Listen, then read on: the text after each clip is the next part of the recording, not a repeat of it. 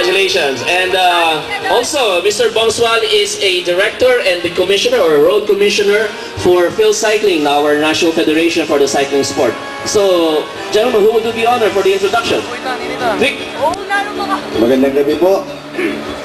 It's always a pleasure and honor to be part of this great race. Ang sabi nga po ng ating Chief Commissar, this great race has great potential, so we have to work hard on it. Hopefully, we will see each other again next year. This year, we have 6 international visitors.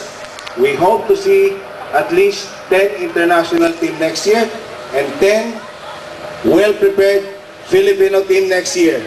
Mabuhay!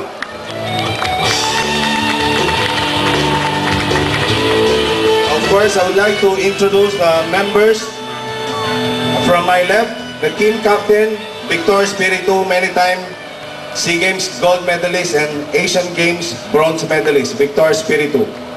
Lloyd Reynante, our second placer in the individual overall and the best Filipino riders in the 2010 Le Tour de Pilipinas. Palakpakan po natin.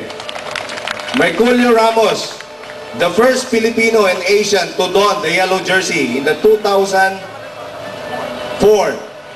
Le Tour de Langkawi. Palakpakan po natin.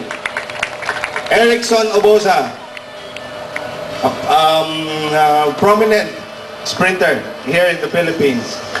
A promising young rider, Mr. Rome Antonio.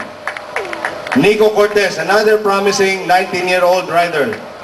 Also, Daniel Asto, another 20-year-old promising rider. Of course, yung ating pong yung ating team staff.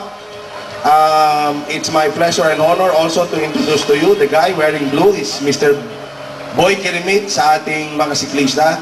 For all, para po sa ating kalaman and also for the information of the foreign teams, this guy is a silver medalist in the Asian Cycling Championship. Palakpakan po natin. He is also a bronze medalist in the Asian Games.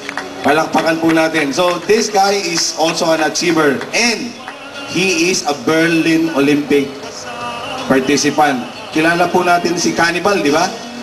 So he's with him in Berlin Olympic. Palakpakan po natin, Boy Kirimit.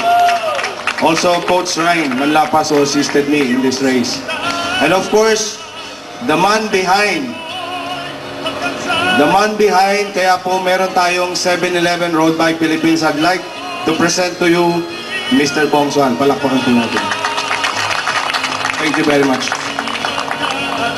Hey, thank you very much, Team Road Bike Philippines 7-Eleven team. Maraming salamat. Thank you, Mr.